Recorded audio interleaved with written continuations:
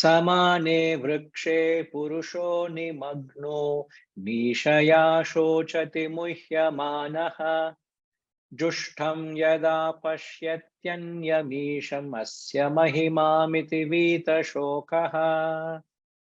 Samane vrikshe purusho nimagno nishaya shochati muhyamanaha jushtham yada pasyatyanyamisham asya mahimamiti vita shokaha. In the same tree, the individual, drowned and deluded, grieves owing to helplessness.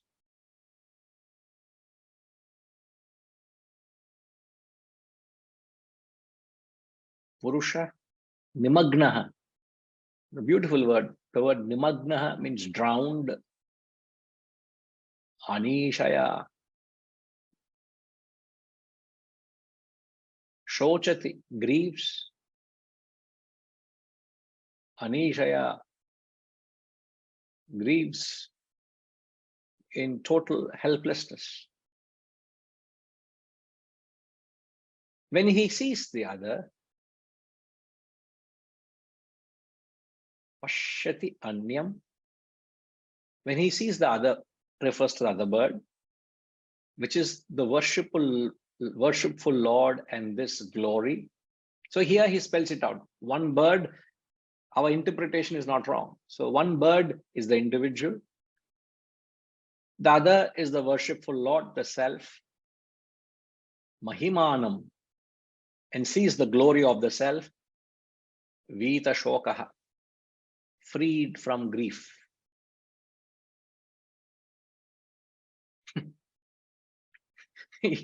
Seemingly innocuous message, but there's so much in it. Straightforward though. When I say so much, it is very clear message. So the individual, why is the individual drowned and deluded and grieves in helplessness? This is the state of mankind in short.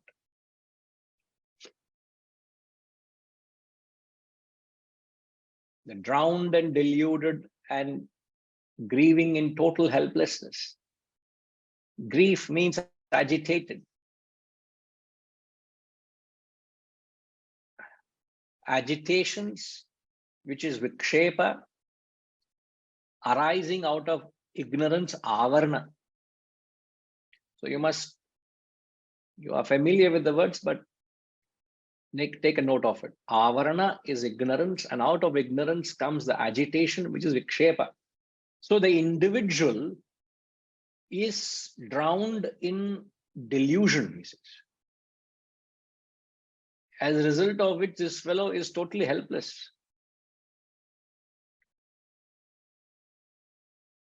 Now, what is the fundamental reason one gets into this state of grief, delusion, helplessness?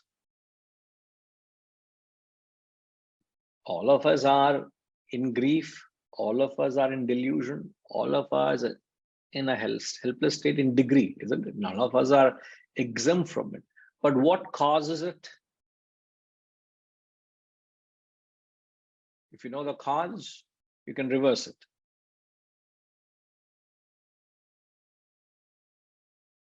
But he puts it poetically. When he sees the other, his grief, he's freed from grief.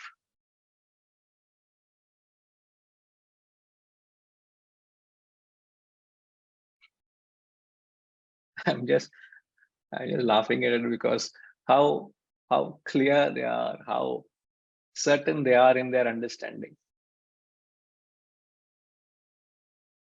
It's interesting.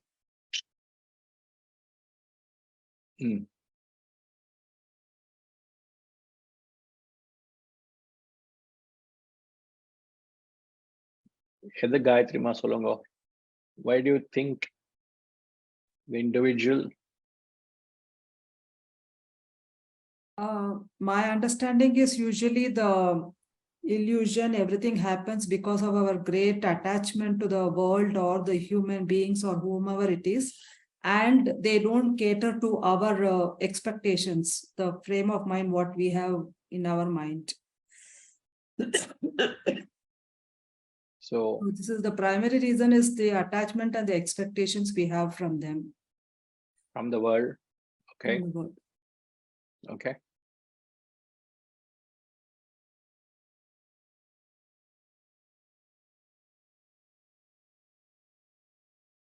Ashama, if you say you are in grief because of the past, kya hota hai, then we don't take our current action into account. If I can explain why am I in grief through my current actions, like for example, as Gayatri Ma said, Soumyam also is communicating, Ushama also said attachment or expectation. It is my current action. My past attachments, my past wrong deeds has given me a certain fruit, which I have to experience it. But that could not, we can't say that is the reason for my current grief. Then you say, oh, what can I do? You have to go through it. No, then there's no solution there.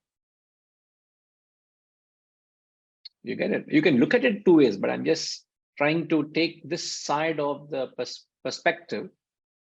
It is what are my current actions? Where are my current actions going wrong? So in effect, what you all are saying is what causes grief, delusion, and helplessness is when your actions are outward, which is extroverted.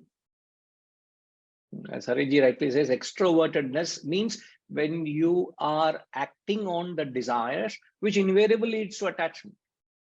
So any desire prompted action, any selfish attachment itself means selfish. Desire itself means selfish. So desire and attachment are both connotation of one's egoistic selfishness. So to the extent you are extroverted, to the extent you are rushing into the world, indulging in the world, worshipping the world, to that extent you are bound to be deluded. You will remain helpless.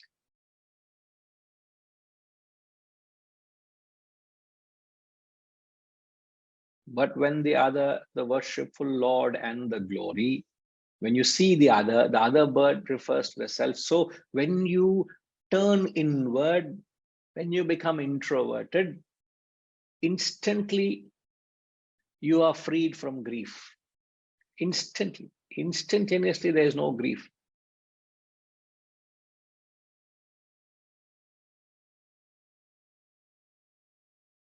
Because what is the cause of agitation? Ignorance. As I said, it is avarana. Avarana means ignorance.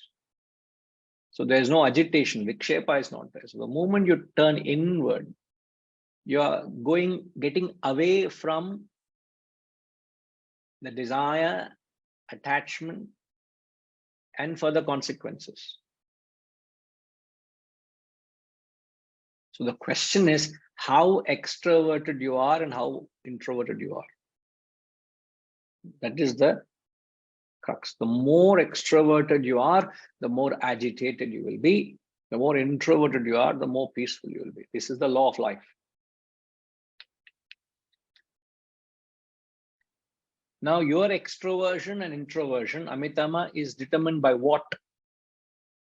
We are saying extroversion, introversion, but how extroverted and introverted you are, what is it that determines it? Hari Om Guruji. I would say that will be dependent on your level of focus on the higher. Would it be my what shall I say, my conviction to the self? Mm-hmm. So that will be the determinant factor as to how much I vacillate between being an introvert and an extrovert. Your conviction on the self. How pitched I am on the higher. Okay. But my question is, what determines to what extent one is extrovert, introverted? An introverted person, you say, is one who is pitched on the higher. But how do you define extroversion then? That means, your what shall I say? Your focus on the higher is not strong, or it's not well. What shall I say? It's not You're well not developed. anchored in the. You're not anchored. Yeah. You're not So anchored it's in the very self. easy for you to give into desires and the calls of the world, the materialism. Yeah.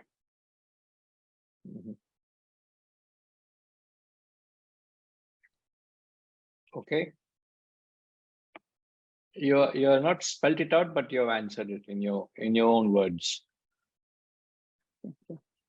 Pushpama says basic nature. No, it's not. You can say, in fact, you can call it as basic nature, but that doesn't explain really. If a person is extroverted all the time, running around, waits for an opportunity to rush out, waits for an opportunity to go into the world, to contact the world, to experience the world, to eat the world, as we say. You're eating the world through your eyes, eating the world through your nose, eating the world through the ears. So constantly you are extroverted. But a person, the moment he has opportunity, he shuts off the world and goes inward. Why does it happen? What is it?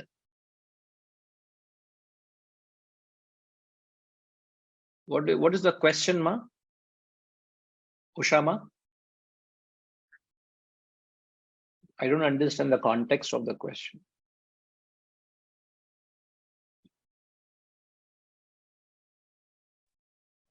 Like Guruji, some of the individuals who have been doing very well in life or successful, who have identified what they want and they're able to achieve, they feel that is the end of the world and they're very happy. So how will the agitation or this thing come into their realm, Guruji? I still don't understand. When you say agitation come into the realm, Means you say a person who is extroverted is definitely bound to be agitated at some point of time. And the more introverted you are, you will be more peaceful, you had mentioned. There is no doubt on that, is it? Extroversion leads to mental agitations. Introversion leads to mental peace. But suppose there is an individual who is, who seems to know what he wants in life and he's working towards it, or he's able to be successful in that field or in this thing. Will he ever feel agitated, or will he ever feel not peaceful? See, there is something called as acclimatization. It's a very natural experience everybody goes through. Acclimatization means you get conditioned to a particular life or a particular environment, and you don't see what's wrong with it until you have another experience which brings about a disparity to where you are to what you are currently experiencing. The individual only has to experience that. Yes, it's a subjective. So what is, for example, if I come into your home, I'm coming from a different environment. You are confined to the walls of your house. When I visit your home, I say, Ma, there is a lovely smell. What is this? I said, what smell, Guruji? I don't smell anything. Is it an incense stick? Oh, yes, Guruji, that was in the morning. In the morning we had lit the lamp, and traditionally I light the incense stick. And I came home at lunch hour. Yet the place still has that lingering aura of that smell. Now, you being conditioned to it for the past 3-4 hours, it doesn't strike you. You got used to it. But the Yes. moment I walk in, I instantly notice the That fragrance. yeah. It could be a positive fragrance or a disturbing, nauseating smell of a, you feel when a place gets locked up, when there's Yes. no fresh air. The person in that doesn't feel it. Yeah. Correct. So exactly the same way, a person who leads an extroverted life gets conditioned to agitation, Okay. gets conditioned to that consequences of leading an extroverted life until they turn inward. That's what the mantra also says. Only when he sees the other, which is the Lord and the worshipful one, he becomes freed from grief. Okay. So till then they are conditioned. They don't. Yeah. One doesn't see the. Understood, Guruji. One doesn't see. Yeah, Setuji.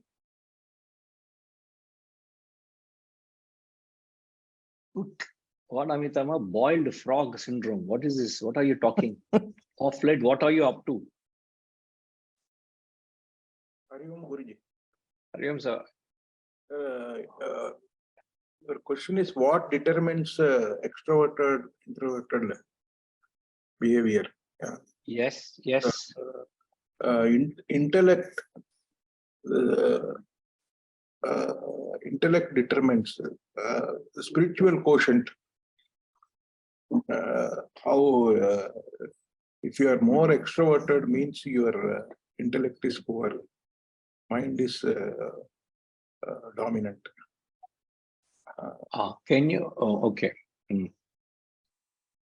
So You're coming indirectly to the answer, but still you're getting there. yeah. So if you want to become introverted, then you have to strengthen your intellect. By becoming spiritual, you can strengthen intellect. By through wisdom, you can strengthen the intellect. I think you're sort of come there and then you're. No, mind is the dominant player. Correct. So when you focus on the mind, then it comes out. Yeah. So moment you say intellect, then you are saying wisdom and the spiritual quotient and things. No doubt it is. I am introverted to the extent I am spiritual. To the extent I'm non-spiritual, I am in the world and the world is in me. I'm drawn and fascinated by the world, etc. That happens. I'm all the time controlled by mind, or mind drives me when I'm extrovert. All right. Yes, sir. Point taken, sir. Thank you. Yeah, Hariji.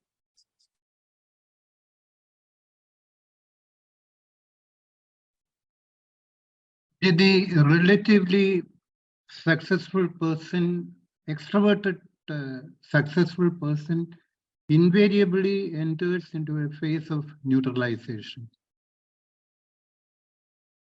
His success, it goes up to a certain extent where he gets neutralized, and when it disappears, then he enters into a helpless agitation. So that is the danger when I am extroverted and I can be very externally very successful, but that invariably leads me to a state of neutralization. No, but neutralization, whether you are successful or not, everybody is neutralized to what they are doing. That doesn't matter. That's why I did not address that. That's the reason I did not address that aspect when Ushama said of a successful person. That doesn't really matter whether you are successful or not, but one gets conditioned or neutralized to, like you are conditioned to your life. You don't know where exactly you're going wrong. If I come into your life, I can see exactly where you're going wrong. When you come into my life, you may know where exactly I'm going wrong because I'm neutralized to my thinking, my life, my actions. So therefore, there has to be an objective witness viewing what I'm doing. which you could be relatively objective when you walk into my life, isn't it? No, about when I say neutralization, say, for example, I have got, I have been successful. I became from engineer to manager, manager to director, CEO, whatever it may be. And a stage comes that is not going to matter much for me from 1,000, 10,000, 1 crore, 10 crore, 100 crore. Then beyond that, it is not going to matter in any way. That is, I cannot say when you are neutralized. I can only say when I am neutralized. And beyond a certain extent, that is not going to bring anything much about it. Only when I lose it, then I get into a state of agitation. So that is why I felt that if I'm going to assess my success only externally in the world, then there is every possibility that I will enter into a state of neutralization. No. I think, sorry, sir, I think Yeah. you got it wrong. Neutralization has got nothing to do whether you're success or failure, what you are. Acclimatization, neutralization is where you get conditioned to a particular state where you don't see wrong as wrong, when you don't see imperfection as imperfection. It has got nothing to do with your degree of success or quality of experience. That's why I'm reiterating and repeating myself. Please ponder over it and come back if required. Okay. Right, sir? Okay. It has got nothing to do with success or no success. That's the reason, again, I'm saying when Ushama asked, how would a successful person being extroverted, agitated, how does it relate to? It has got nothing to do with success. Everyone is conditioned. You are helplessly conditioned to your environment you are in. And when one is conditioned to an environment, they don't see the shortcomings or imperfections, which is what I said to her. So until they turn their attention towards the introverted path, the disparity of it gives them clarity as to where there is a shortcoming in them. Okay, now coming back to the question, what determines a person, whether he's extrovert or introverted, it purely is measured with the quantity and quality of your desires, which Setuji said, the mind. So this aspect has to be elaborated. The quantity and quality of desires that determine whether you're an extroverted. Now, the litmus test, extroversion means going out into the world. Introverted means you're not drawn out into the world, as a result of which you go inward. That is just the sheer simple interpretation. Intro means going inward. Now, why would you go inward? Because you are not fascinated with the outer world. Now, what is it that fascinates you? What is it that draws you out into the world? It is my desire. So what is the litmus test for extroversion, introversion? The litmus test to test your level of desires is, there is this 3 stages. There is receipt of stimuli. Any experience has got 3 stages. Receipt of stimuli from the world, your reaction to that stimuli, and the responses. The world sends in stimuli to you. The stimuli from the world comes into you through your sense perceptions. You see an advertisement, you see information. Other day, somebody was telling me that I should go on a cruise. And cruise is a beautiful experience. Now, information has come to me, but what was my reaction to it? So there's a receipt of stimuli. There is a reaction with the mind and intellect, with the desires, and responses back into the world. Responses are back into the world through the organs of action.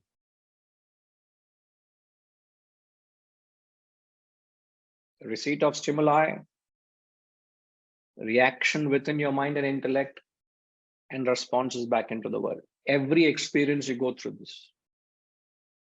Now, You are in a world where the world comes to you with so much of stimuli, isn't it? Directly or indirectly, you may go out, you just go out into a supermarket or a mall. You will be inundated with all kinds of colors and forms of stimuli. Now, when the world comes to you, how does your mind and intellect react to the stimuli? If there is a desire in me, the invitation from the world, there is a favorable reaction. As a result of the favorable reaction to the stimuli, responses are favorable, which is you are attracted, you act on the desire, you find yourself in that particular environment. For example, let's say if I'm interested in Carnatic music, and if I come to know that a famous musician is in town giving a performance, what is the 3 steps in a person where there is desire, and what happens in a person where there's no desire? Sitama, if I can ask you to just decode for me. In the 2 situations, the 2 people, the same stimuli comes. In one, there is the desire for Carnatic music. In other, there is no desire for Carnatic music. All right? You're with me? Stimuli is the same. Now, how do these 2 people respond to that? Sir, Pranam. Sir, the first person, the extroverted person, will immediately make arrangements to book tickets or make some arrangement to have that experience, to encounter that whole thing and experience the joy and whatever. So the second one will not go out of his way to make any effort. He is okay if he gets to hear it. He's okay if he doesn't get to hear it. His mind is not engaged in that direction at all. He receives that information and puts it away and continues with whatever he's engaged in. So a person who reacts to the desire or stimuli reacts with the desire. So the end result is action, right? Yes. Yes. Now multiply that by 100 desires, 100 stimuli. He responds to that various stimuli and he starts planning and programming his, oh, there is this happening, that's that happening. I am a man of, you become a man of action. All the time running to the world, running out into the world, wanting to see, wanting to experience, create an impact, experience this, do that, do this. You're all the time in the marketplace. Helpless because your desires are responding, reacting. But in a person who has no desire, let's say only 10% desires has got for the 100 stimuli. Wonderful, Sitama. Thank you. Ramji, so in a person where only 10% desires but 100 stimuli come in, what would be the effect?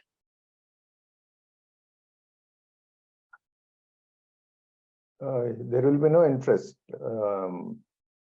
in the stimuli which are being received by him.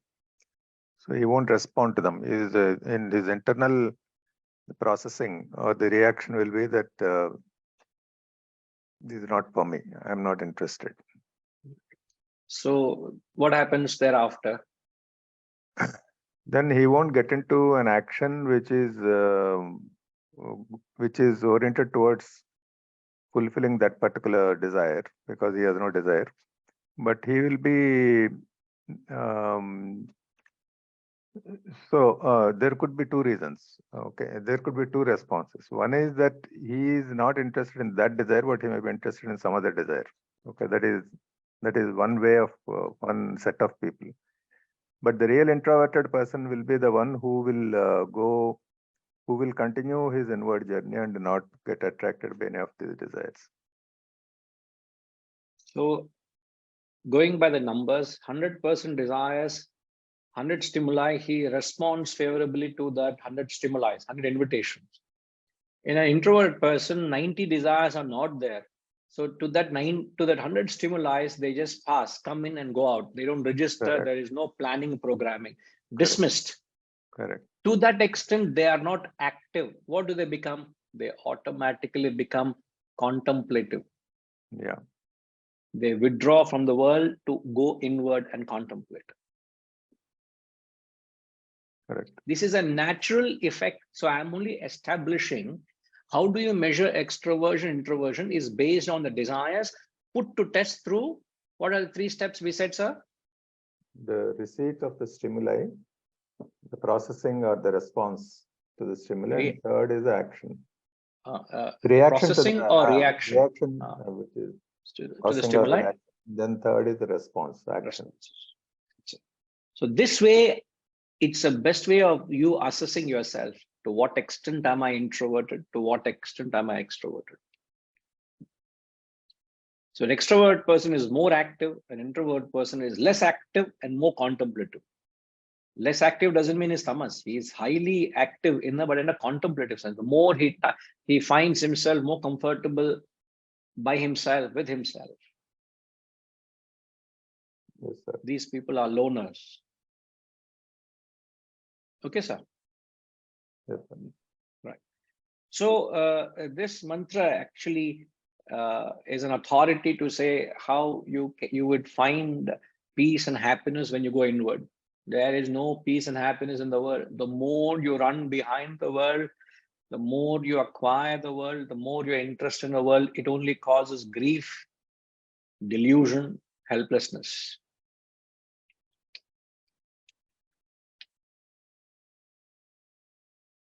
Either I understand it today principally, or I realize it after devouring my entire life trying to acquire and find success in the world. That doesn't mean you shouldn't find success. That doesn't mean you shouldn't find action. You shouldn't be active, but the objective is whether you are acting. So what is the if people, those active people all will attack us here, isn't it, Amitama? Those who are all running out into the world, they say, what then am I to withdraw, resign and sit at home and do nothing, or sit with books and knowledge, or what do they expect me to do? So what is advice to them? How do you counter that?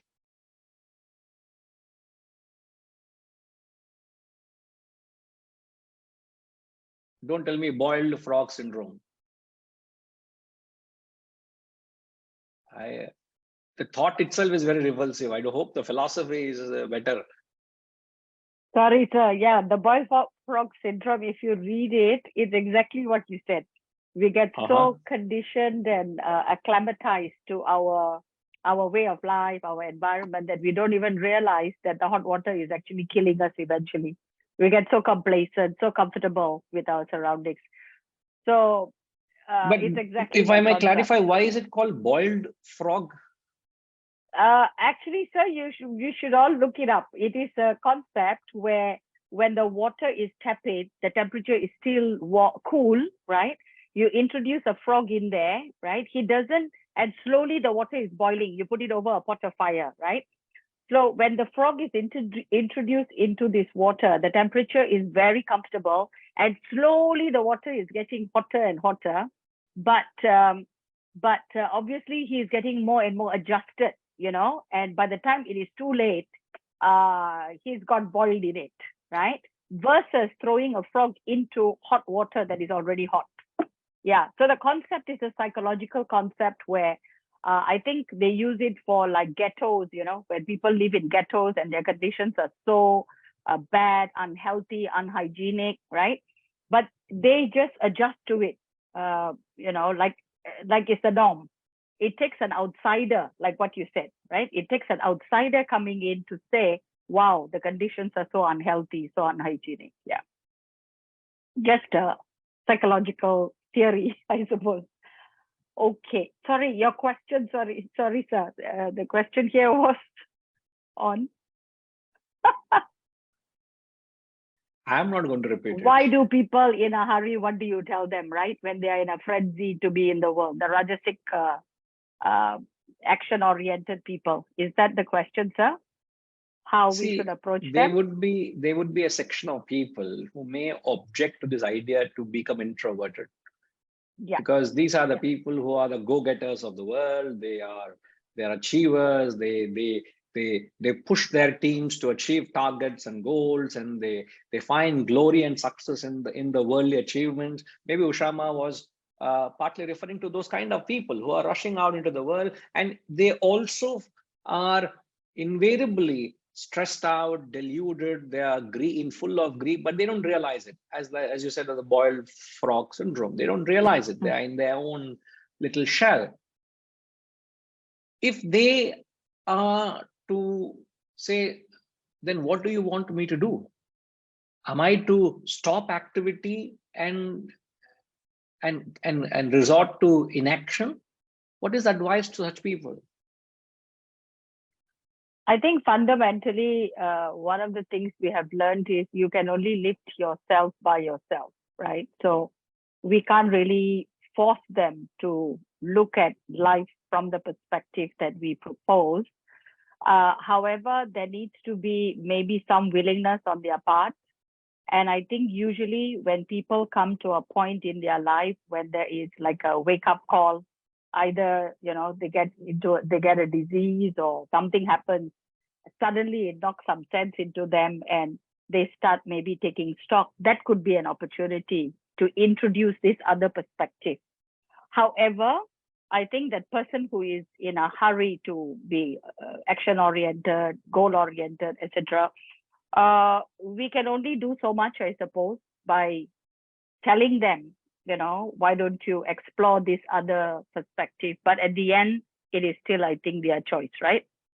But you have not given me what is the perspective. I'm only asking you, what is the perspective, ma? This fellow is fretting and frothing and fuming and struggling and achieving success. What is the alternative? Am I to abandon action? No. No. So a fellow who, I'm only asking, okay, put it in simple words. A fellow who is chasing desires and finding success. What is your answer to a Rajasic fellow? Obviously, you say, be sattvic. What does sattva mean in the context here?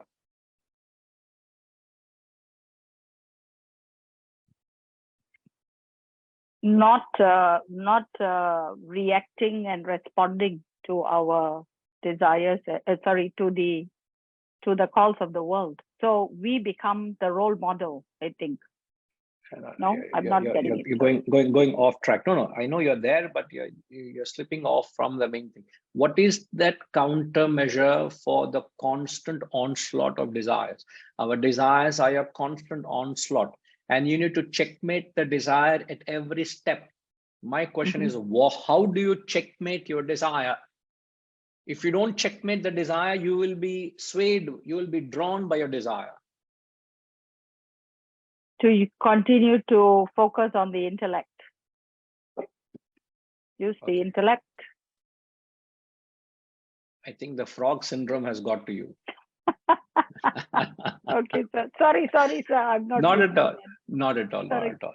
Absolutely fine. Absolutely fine. Vasantama.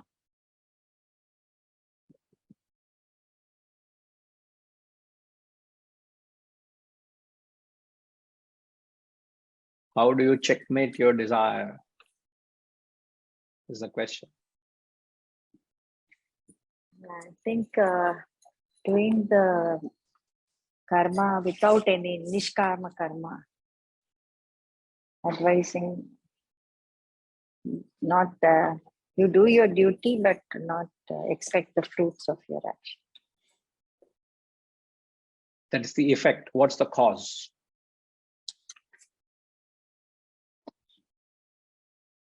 It's like a patient goes to a doctor with a disease.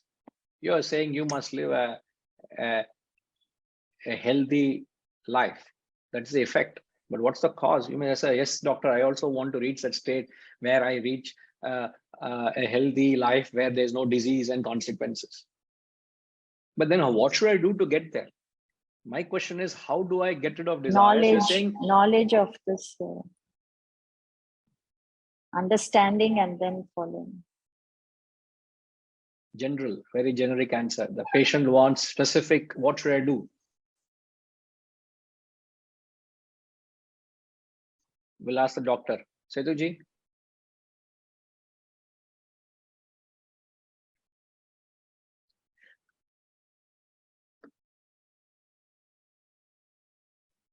Hari Om Guru. Have a higher goal. The only thing that combats desire is to conceive a higher goal. Gayatrima, you're right. Sorry, sir? He can be always in action like a Rajasic, but instead of selfish goals, have unselfish or selfless, leading up to Nishkama Karma. Nishkama Karma is the result. But the only way you will come to a point where you will be out of grief is not by stopping action, but shifting the focus from desire prompted action to goal driven action. So the way you will checkmate your desire is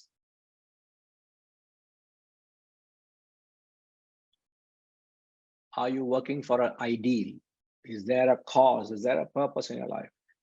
So anytime desire comes and knocks at your door, you'll have to check, oh, I'm having this desire, my mind is entertaining. Is it going to take me to my goal? Even if there's desire, you keep saying no. You just push it aside. And you keep dismissing it as much as possible. If a time comes, a desire is too strong and it's disturbing you, okay, yeah, no, I know you are really wanting to experience it. Chalo, yeah. Since you are bothering me, I will give you what you want, satisfy it, and say, no, you keep quiet. Huh? I've given what you want. I carry on my pursuit to the goal. But every effort is not to fall a prey to the desire. Every effort is not to be acting on desires. The action is towards the goal.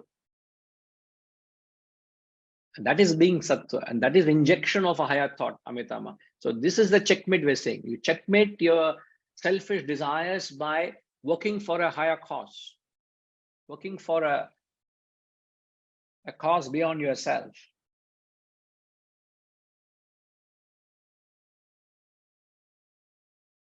Which is what is said by the highest ideal is, when you see the worshipful Lord, when, the individual in the mantra sees the worshipful Lord, his glory, he becomes free from grief. Means when you work for a higher cause with the spirit of service and sacrifice, you will revel in peace. There is no question of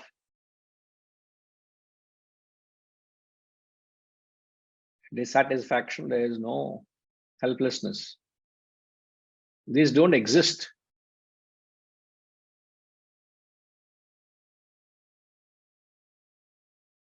It's not a challenge, but you can test it to a point of fault. I remember first 20 years ago when I first went into IKEA in Malaysia, at the entrance, they had one of the simple relaxing chair. Even now, any IKEA, you go anywhere in the world, they have that. They have a machine which keeps putting pressure on that seat. And it has a signage which tells number of times you can sit, it will last. You see? You get what I'm saying? The quality of the product is that it will last. If you sit 10,000 times also, the chair will not get spoiled. What was I saying? Gayatri Ma? Whenever a desire comes, we'll have to see whether it is for our selfish or a higher goal and checkmate after it. That, if the desire still comes, you'll have to just say, okay, and experience that. After that. Something I said, I don't know why I got into this IKEA chair.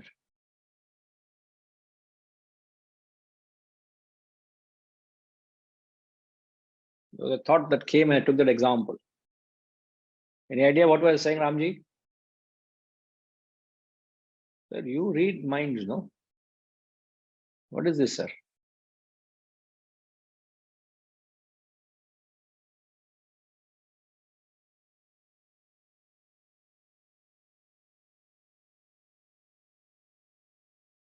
Never mind. When it comes, I'll tell you. It was a passing thought. I could relate it to that example.